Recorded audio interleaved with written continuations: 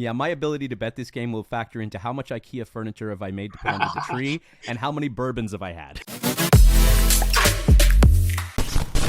And welcome to Pocket Protection in association with TDR, brought to you by Bet99 Sportsbook. Every game starts at Bet99.com. We are responsible gambling. No Steve Budin today. Matthew Barnaby is here. Great to see you, man. It's been a little while. It has. It's been a rough few weeks, to say the least. I'm helping coach a junior team up here in Ottawa, and through almost 1,000 games in the NHL, never have I ever been hit with a puck in the face. And first game behind the bench, I take a half slapper with about 2 minutes to go, rips my mouth, and preceding that, get the flu for the last week. So it's been a rough few weeks, to say the least, buddy. What is that like to get hit with a piece of rubber flying that fast, getting hit in the mouth with a puck? First of all, I'm very lucky, very, very lucky, because it could have hit my eye. I literally could have been blinded because of it. It could have broken my cheekbone. It could have knocked out all my teeth. So now I look back and I'm very, very lucky. It hurts. It hurts. But we had a few minutes left in the game. We were up, and I grabbed the towel that we used to mark and erase the board with marker. Not the best thing when you haven't had a tetanus shot in about 10 years to be sticking a marked towel to cover up your cut. But we got the win, and thank you to the surgeon that sewed me up. They did a great job. What a champ. I love it. You've also got a book, of course. Unfiltered is the name of the book. We're going to get into some NFL, by the way, in just a few minutes' time. We got a lot of stuff to unpack. We've got all your Saturday games. It's Christmas weekend. We're going to try to give you some gifts under the tree. But if you could, because, you and I spent some time on a golf course, and fuck, do you have great stories. You have, phenomenally great stories. Can you tell me something out of that book? You can choose what level of debauchery you want to get to, but the book is called Unfiltered. Give me something. Give somebody just a taste of what they may be getting into if they're opening that under the tree this weekend. Listen, it's all about, and I'm really appreciative of everyone that's went out and bought it, and it's doing great. And the book signings have been awesome, especially in the Buffalo area. Man, it's been a lot of fun. Reminiscing about a lot of the stories and seeing a lot of fans from 30 years that I spent in Buffalo, pre and post hockey, just absolutely awesome. But if I have to tell one story, obviously there's the on ice stuff that you get behind the scenes of all that stuff. But one night in Chicago, out with Dennis Rodman, Rob Ray, Brad May, Bob Bugner, Jay McKee was a rookie, and we meet at a strip club, which ends up being a transvestite strip club. So we go from Dennis Rodman, Chris Chelios going out drinking to another bar, industry night in Chicago, flying to San Jose the next morning. Well, guys end up suspended above the cage with no shirts on, sweating profusely. I end up shitting myself in the back of a cab and throwing up all over everyone, walking in with shit all over the back of my legs, and one of our guys ends up making out with a transvestite. So you'll have to buy the book to see who ends up doing that, and it's probably the guy you expect the least. But a lot of great stories, a lot of fun, and very, very appreciative of everyone that's bought it, but also to be able to live to tell some of these stories.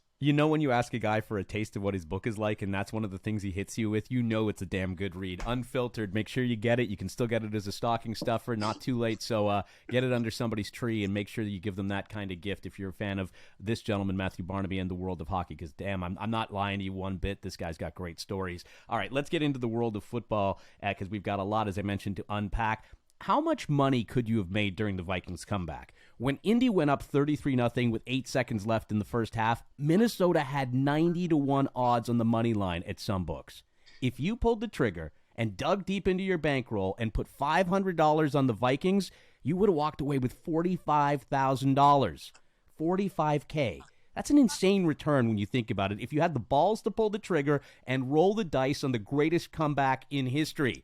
Matt Barnaby, I'm sure you had some money on that game. I did not. I did not. Listen, when you're talking about a once-in-a-lifetime, because that's what it was, it's the greatest come-from-behind victory in the NFL. So, in gambling, it's okay to throw a little bit of money on that. And, hey, you're brilliant.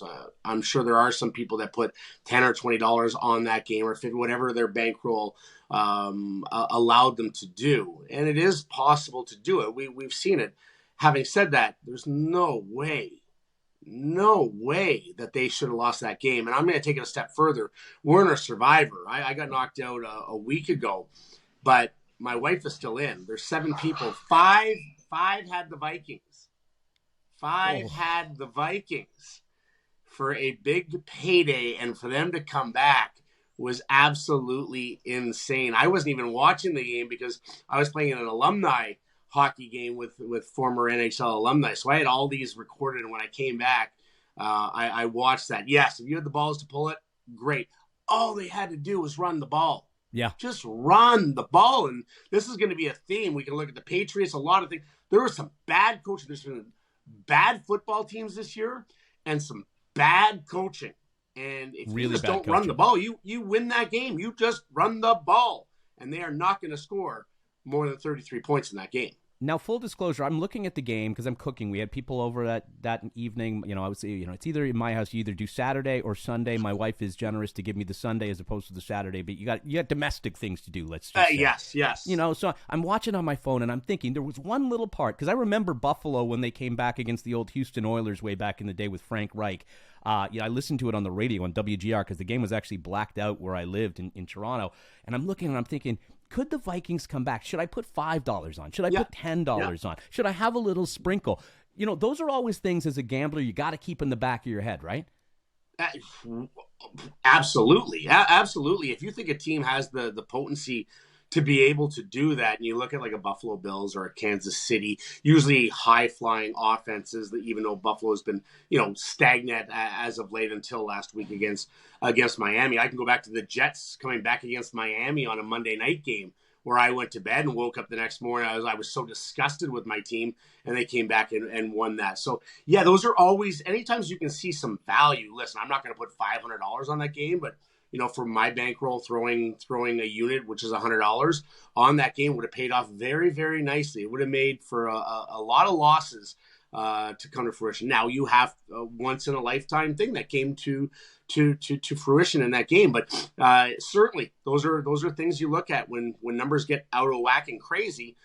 Can a team pull it off? Hey, we've seen it now. Yeah, and here's one of the bigger questions that's going to be asked in the next couple of weeks as well. Where will Tom Brady end up next year? There is no chance that a recently divorced NFL star is going to want to stay in boring-ass Tampa.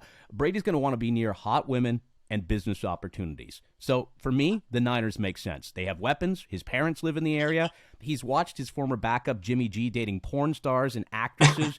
If I'm Brady, I want all that action and a chance to get to the Super Bowl. My money is Brady to the Niners no matter what happens in the offseason, because this guy wants to get laid, and he wants to make money, and he wants to be a success, and that's what the Niners are all about. You think he needs to be in San Francisco to get laid? This guy could be in Buffalo and get laid. This guy could be in Albania and get laid. This guy isn't going to have a trouble. This guy is going to be in a booth next year. I do not see him coming back and playing. This has been a disaster of a year for him, off the field, on the field. It looks like he's recovering off the field a little bit with who he's dating now, a model 20 years his younger. So I'm sure he is going to do just fine. But there's a $37 million a year gig waiting for him, times 10 years, $375 million waiting for him. I think he takes that next step. I think he moves into the booth, and it is time. All right, let's okay, you're the athlete here, though. You know a lot of this is about ego with this guy. I mean, you've met these kind of characters. I don't think you're one of them, but you've met these kind of characters where it's all about, your status, your ego, and that happens on the field. You admit it. I mean, for a lot of these guys, going to the announce booth is a step back, no? Yeah, it is. But, I mean, when you've accomplished as much as he has, and every person in this world has a little bit of an ego. I mean, everyone likes to be pampered or told that they're the best. I mean, you wouldn't be human if you didn't like accolades for what you do or being in the spotlight. I mean, that's just normal. I think it's how people handle those kind of situations is more telling of the person of who they are. So yes, would it be a step back in kind of his career and to add to the longevity? I think that's something he's very proud of and probably doesn't want to go out on a losing note.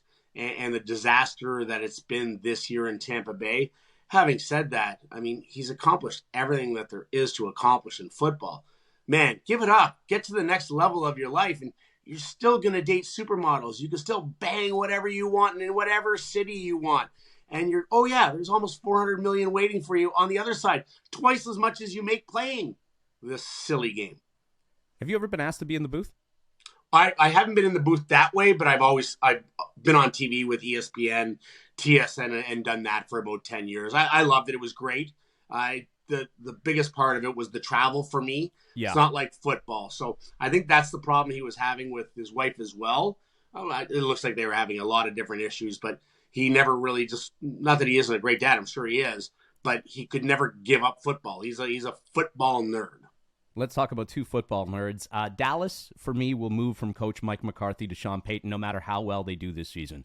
The Cowboys are like a guy in his 40s during a midlife crisis. They have everything going for them, but we all know they just want more. This is like upgrading from the minivan to the sports car. The Cowboys, Jerry Jones, they don't just want one Super Bowl. They want to be a dynasty, the team everyone is envious of. Sean Payton is the key to that. McCarthy is a stained pair of sweatpants, and Payton is the Armani suit for the Dallas Cowboys. Let's go Armani. I'm all over this too. I thought it's been McCarthy. It's been a struggle for him there, and this could be another one and done year. Listen, they aren't winning the division. Philly's winning the division, even if Jalen Hurts doesn't play the rest of the year with that shoulder. Yeah. And that line has moved this week. So this game doesn't mean much to Philadelphia, I don't think. This has everything to do about the Cowboys. They have to win it. The line's moved from 1.5 to 5.5 in some books. Now there's a little bit of pushback depending on all over Vegas. I think at BET99, I haven't checked today, I think it's at 5.5 on BET99. So I'm on the Cowboys this week. I think they win, but I also think that when we look at the coaching staff, the only feasible way is if they win a playoff game and go beyond. I obviously, if they make a huge run, it's probably McCarthy's team still, but if they lose in the first round again, which is totally feasible, this defense isn't the same as it was like 4 or 5 weeks ago. And if this team doesn't win a playoff game, certainly we are going to see Mr. Payton behind the bench. Yeah, he lives in Dallas. He's got his kids in high school there. I think there's a lot of reasons that Sean Payton will be the next coach of the Dallas Cowboys. Okay, we're going to come right back. We've got all your predictions, all your picks. We already know that Matt is leaning towards the Dallas Cowboys. We've got a lot more to come. All your NFL picks and predictions for Saturday. Some Christmas gifts coming your way as Pocket Protection continues. As a world champion, when I walked out of the tunnel, I knew I prepared to win. I still do today.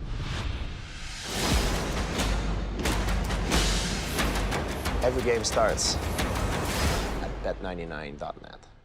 Welcome to Bet99.net, Canada's home for all your favorite free-to-play casino games, slots, live dealer tables, and progressive jackpots, including Mega Moolah. At Bet99.net, you could be a winner today. And welcome back to Pocket Protection in association with TDR, brought to you by Bet99 Sportsbook. Every game starts at Bet99.com. We are responsible gambling, and we've got a full slate on a Saturday this time, Matt. We'll get to the Christmas games a little later in the week, but this is a nice full slate to dive into right before and during your turkey dinner if you eat on Christmas Eve.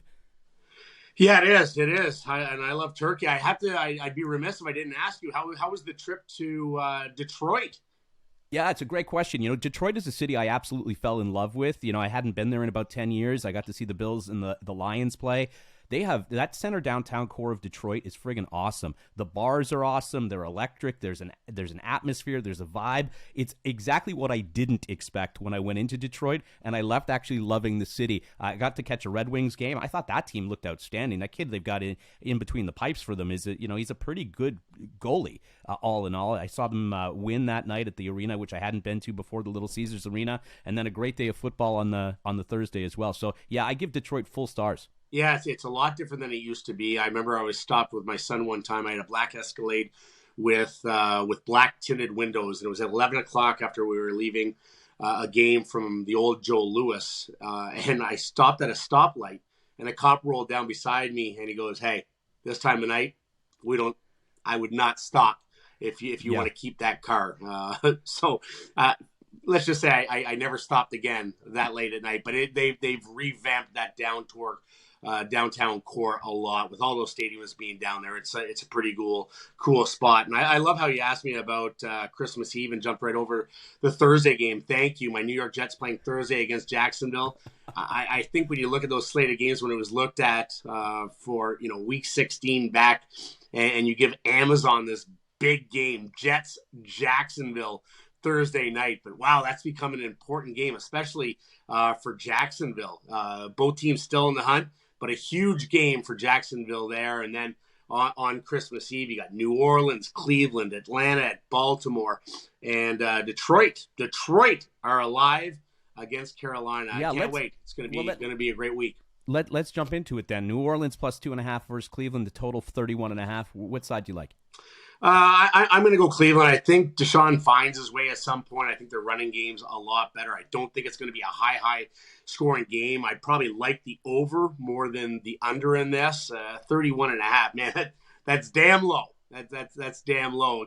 You have a couple turnovers here and there, and that's going to get blown out of the water. But I'm on Cleveland. I think Deshaun at some point finds his way every week. He has to get a little bit better. He's an elite talent, and he's been away for so long. But I see that game and that running game coming along, and over 31.5. That's probably where my money's going to be. But I like Cleveland.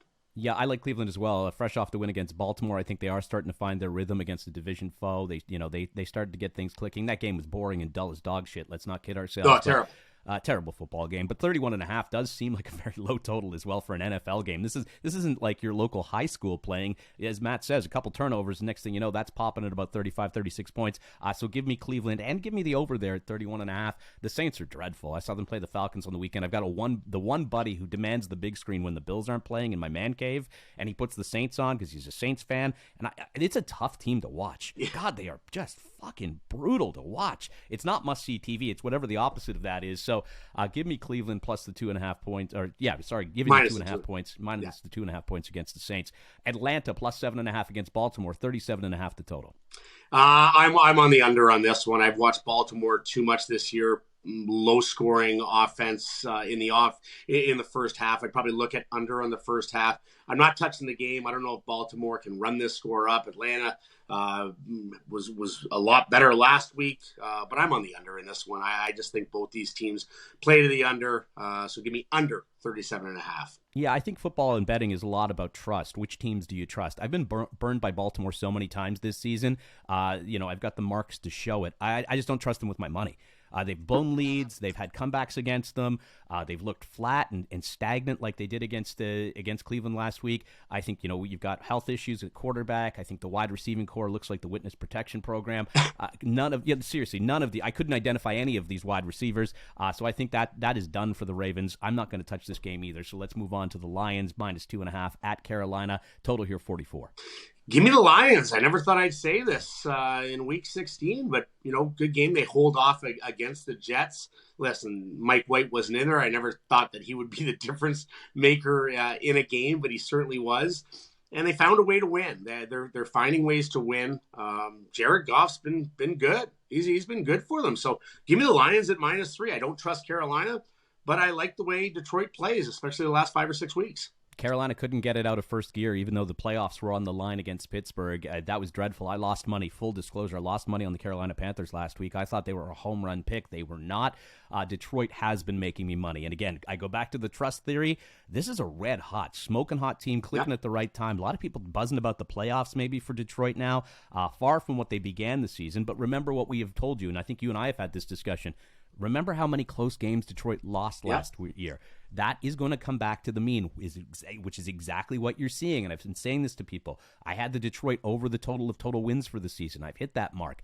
I like the Lions, and I don't think the bookmakers are giving them enough respect. 2.5 seems light. So, yeah, I'll give 2.5 to Carolina. Let them come beat me. Give me the Detroit Lions -2.5. Here we go. This should be fun. Buffalo -9 at Chicago. It's going to be very cold in Chicago this weekend. Well colder than it was in Buffalo with the snow and whatnot last weekend. 40.5 the total. You must have refreshed. I got in at 8.5 here, but at 9, I'm still taking the Buffalo Bills. I think their offense is starting to find their way, and the closer they get to the playoffs, I think the better that they will be. Still an elite defense there. Give me the Buffalo Bills. Yeah, I hate to say this with this helmet over my shoulder and as a Bills season ticket holder, but I like the Bears catching 9 points, and I expect, as you said, you hit refresh, next thing you know, it's 9 points. I expect that this number is going to go up to about 9.5. You might even be able to catch 10 or buy a half point and get to 10. And if you're at 2 scores, I like the Bears. So I would juice the number just a little so you're comfortable at 10. Give me the Bears plus the 10 points. The Bills' defense is weird to me. They let teams in games. They keep teams around too long. I don't want to continuously, as a Bills fan, trust in Josh Allen's comeback ability. Yeah. Because that sometimes can haunt you, right? It's when they get out to a fast start. That's when they destroy you. If they fall behind, then they got to throw the ball way too much. It's when they're able to run the ball and they get off to a quick start. That's when they blow teams out. It's like what KC used to do, and then they fell into this thing of not being able to cover at all. And that was KC. Everyone thought, oh my God, they're a magical cover team. They aren't. They just aren't. And that's it. The theory and reality are two different things. It's when they get off to great starts, that's when these teams blow you out of the water. Yeah, and again, Justin Fields has been doing well. Chicago has really turned that unit around, at least offensively. Maybe even the Bills' team total is something you might want to look at going over that total because the Bears' defense is still trash, so we know that's a constant in this game. Seattle plus 9.5 versus Kansas City. You just mentioned the Chiefs' total here, 48.5. Yeah, I'm going to take the under here.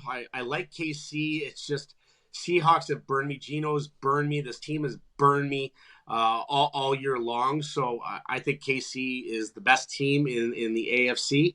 I just 9.5 points is a lot of points. I know they're at home, but I'm going to pray that they score a lot of points and Seahawks don't, and it stays under 49. Yeah, full disclosure, I was burned on the Chiefs last week as well against the Texans. I fell for that big number. I actually had it at 13.5. I was able to catch it under 14. Didn't matter. Houston stuck around well long enough for them to almost win that football game. Went to overtime. I do like the Chiefs to rebound here, though. I think that this might be a statement home game for them to show, okay, listen, Cincinnati's flexing muscle, Buffalo's flexing muscle. We still have a little stake in the game here, too. We are the Kansas City Chiefs, after all. So give me the Chiefs giving the 9.5 points. If it gets over 10 or at 10, I wouldn't touch it, but under 10, I still like it. New York Giants plus 3 at Minnesota, the total 47.5. Yeah, this is a tough one. When you look at the Vikings, how many close games they have won this year. And I think we talked about it probably 3 weeks ago. You know, they were probably the most overrated team. I think at the time they were 9-2, whatever it was.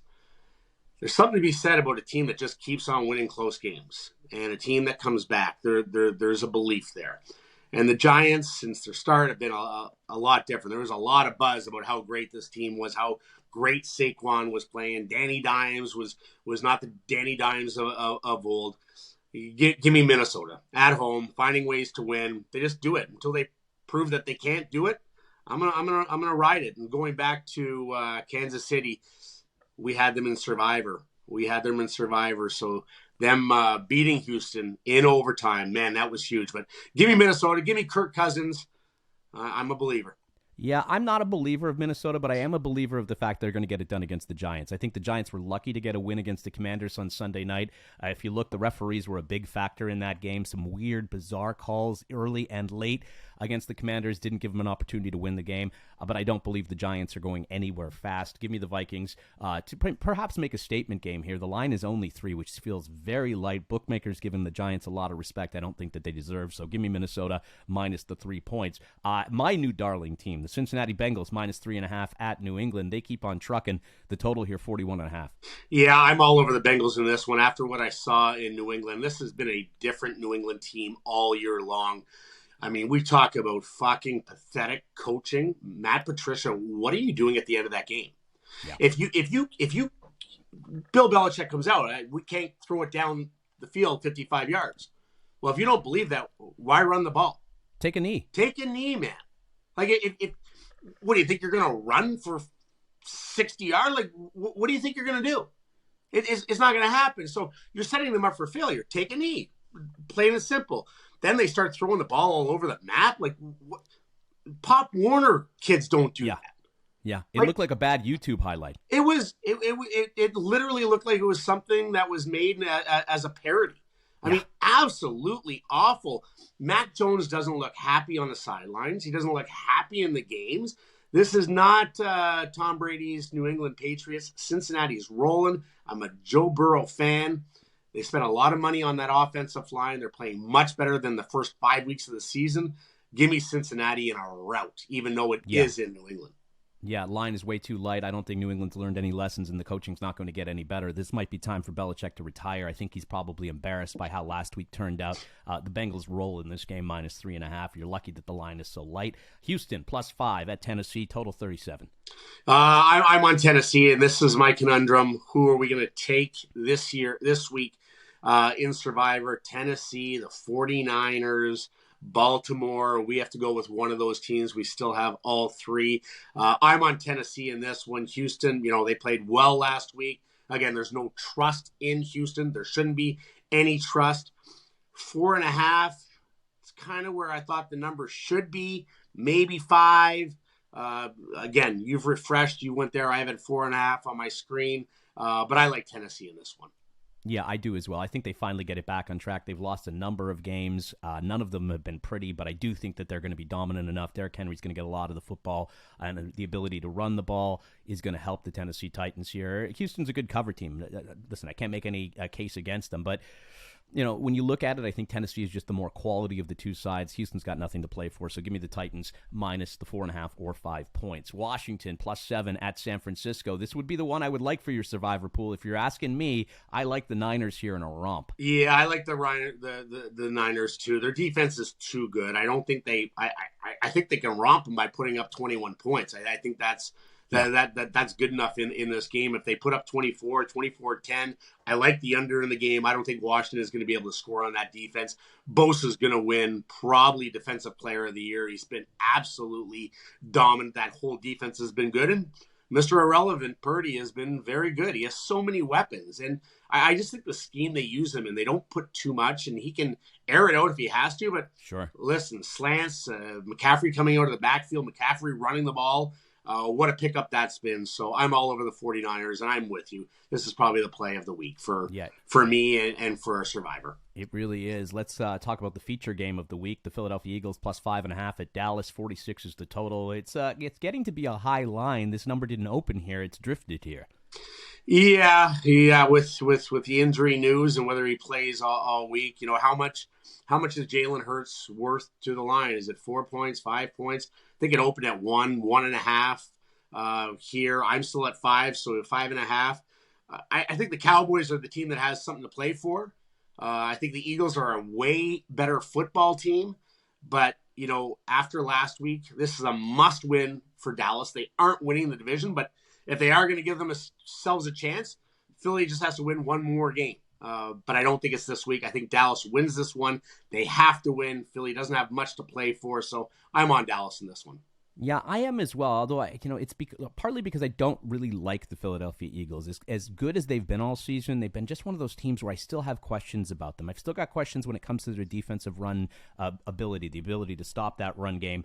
And Dallas just blew a massive lead against Jacksonville and got embarrassed. I think playing at home is going to be a big factor. I think the injury to Hurts is going to be a big factor. Even if this went to 6, I would take the Cowboys minus those points because I am pretty confident on Dallas this week. We close with the Las Vegas Raiders at the Pittsburgh Steelers, a game of irrelevance, really. Although I will note, and this is worth noting, and you can see I actually tweeted out a picture just this morning of me, Rod Woodson, the former Steelers great, and Franco Harris, the three of us together at the Super Bowl down in Dallas about 12 years ago.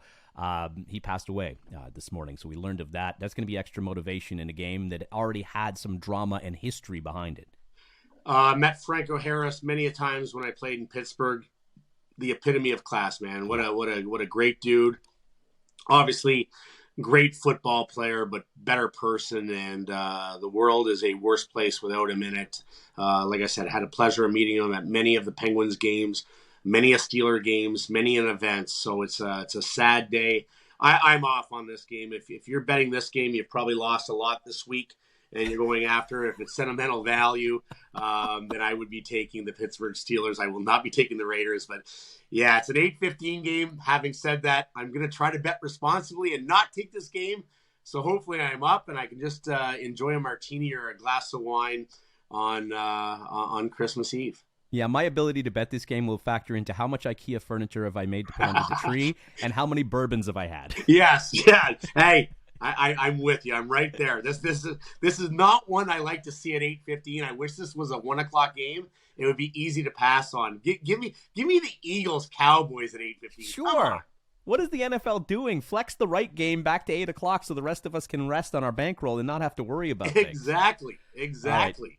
Just for the record, just to put me down and note me, I am a pass as well. Sentimental, I will go with the Pittsburgh Steelers, but please don't read anything to that and don't put any of your bankroll based on that. I mean, honest to God, you could swap these uniforms out on these teams. It wouldn't matter much other than maybe Derek Carr, but even that would be saying something. I think the Raiders got their big Super Bowl win last week at the end of that game. That's their season. They had a good time with it.